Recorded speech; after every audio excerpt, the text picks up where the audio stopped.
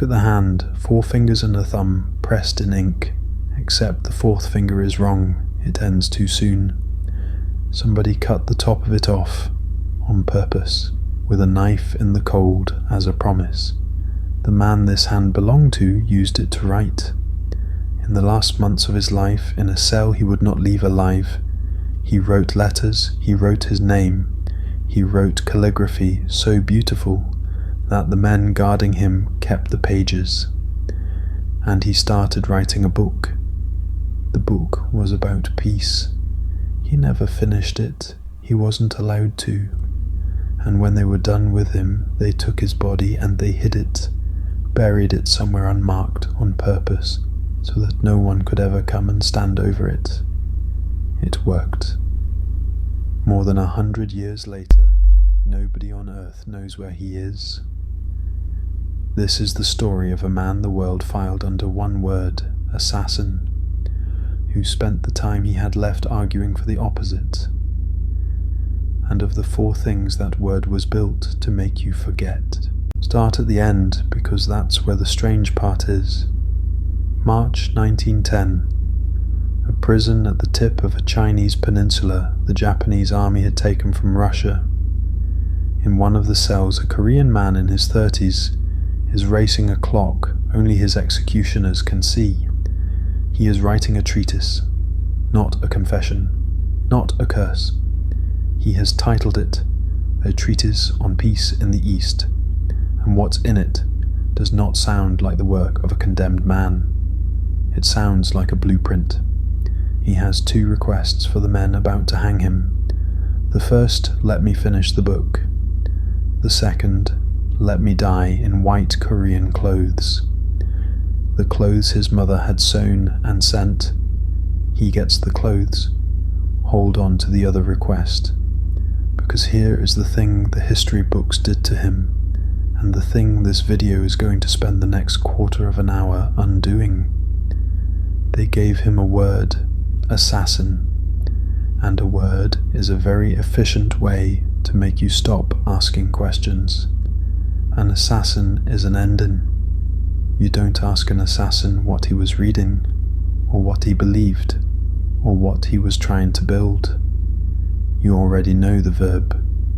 You don't ask who taught him. You don't ask what he tried first. You don't ask what he was writing when they came for him. So let's ask. Before he was a man with a gun, An Jung-geun was a man with a school. 2 of them. A landowner's son baptized a Catholic. He took the name Thomas. And like a lot of hopeful people watching their country be slowly eaten, he believed that eating could be stopped lawfully by building. He sold off his family's property and opened schools, because he believed an educated Korea would be a Korea too awake to swallow. It was his first great unfinished project. Keep that next to the book. 2 things this man built for a future he never got to see standing. And there's one moment from these years you have to see, because it tells you exactly what kind of man this was. As a guerrilla officer across the Russian border, he and his men captured Japanese soldiers, and An, citing the laws of war, the code he still believed the world ran on, lets them go. They walk straight back to their lines and report his position. His unit is hunted down. Men die, because An Jung-geun followed a rule the other side was never going to honor. You can almost hear the door close in him. The believer in rules had just watched those rules get his friends killed. A man only stays gentle as long as gentleness is allowed to work. By 1909, the lawful doors were shut. The Queen had been murdered in her own palace years before. The treaties had been signed at the point of bayonets, and one name kept appearing at the top of every document that took another piece of Korea away. Ito Hirobumi, 4 times Prime Minister of Japan, the chief architect of its grip on the peninsula. So 12 men met and made a decision and sealed it with their hands. Each man laid his left hand flat. each cut away the top joint of his ring finger, and with the blood on a white flag they wrote 2 words: Korean independence. That is the hand from the beginning of this video. That is why the finger ends too soon. From that winter on, An Jung-geun signed his life with a mutilated hand, and before long he would sign his death with it too. He had a want now, and it had a name, and it had a face he had never actually seen in person. Hold that. He had never seen the man he meant to kill. It's going to matter on the platform. October 26th, 1909. Harbin. Ito is coming out from behind his wall of guards, out into the open, to a railway platform, to shake hands with a Russian minister. For a doomed cause, it is the one clean shot it will ever get. An is in the crowd, and he carries one problem all the way to the platform. He has never seen Ito's face. He has only a description, and the logic of the moment. The oldest man, the smallest, the one the others bend toward. On that platform, one figure fits all 3, and doesn't guess. He reads the room the way he's read everything else in his life, by the rules, and he fires 6 shots. Then, because this is the one thing he cannot afford to get wrong, he turns the gun on the officials beside him, to be sure the right man does not walk away. He was not wrong. And then the part that breaks the word assassin in half. He does not run. He drops the pistol. He lifts both arms, and he shouts 3 times in Russian, so every soldier on that platform will understand it. Korea, hurrah! An assassin runs. A man who believes he has carried out a sentence stands still and waits for the court. He wanted the trial. He had something to say. They took him to a Japanese court in February of 1910, and the prisoner stood up and refused the only word they had for him. "I am not an assassin," he said in effect. "I am a lieutenant general of the Korean Independence Army. I did not murder a man in a street. I executed an enemy commander in a war. Try me as a prisoner of war."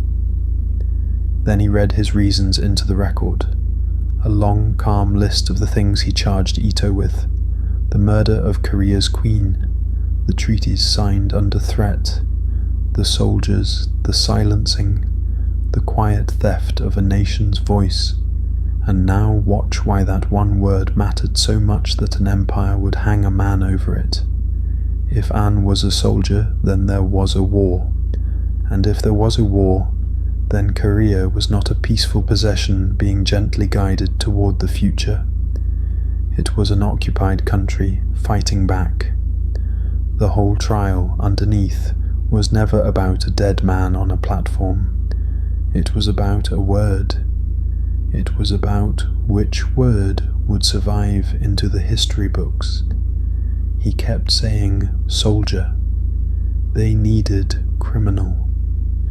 The verdict took 6 days, death by hanging. He did not appeal. Which brings us back to the cell and the book, and the strangest use a hunted, finished man ever made of his last weeks. He could have spent them hating. He spent them designing. In the treatise, An lays out a plan for Korea, China, and Japan, 3 nations that could not stop bleeding each other, to stand instead as equals, a shared peace council, a shared bank, a shared currency, a common army to keep the peace between them. Read it now and the hair stands up on your arms, because you have seen this before. A union of old enemies, bound by a shared bank and a shared peace, choosing cooperation over the next war. It got built, decades later, by other former enemies, an ocean away in Europe. The thing An Jung-geun sketched in a death cell in 1910 is, more or less, the thing Brussels would spend the second half of the century constructing. He was not behind his time.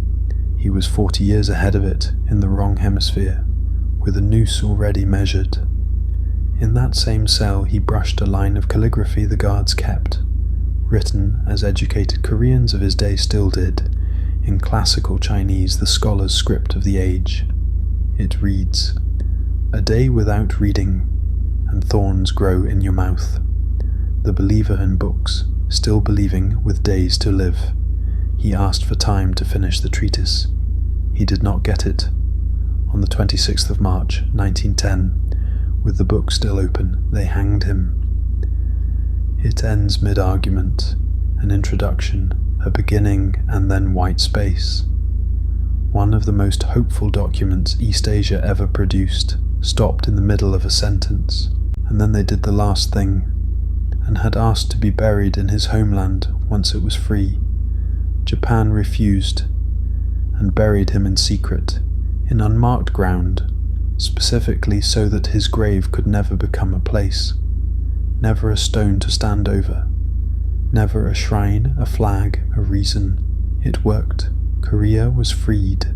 Korea searched. And more than 100 years later, his body has never been found. There is a tomb waiting for him in Seoul in a row of patriots. It is empty. They built him a grave and left the space because they still believe someday they'll have something to put in it. So look at the hand again, the ink, the finger that ends too soon, the name signed beside it. We started by calling him an assassin because an assassin is an ending and endings are easy. But the man behind that handprint wasn't an ending. He was a sentence that got cut off. And that is what tends to happen to the people who can imagine peace inside a war.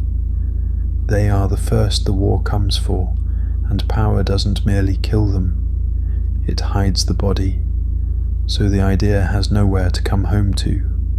His book is still unfinished, his grave is still empty, and somewhere in unmarked ground, in a country that was once his enemy, the man who wrote about peace is still waiting for the one thing he asked for, to finally come home.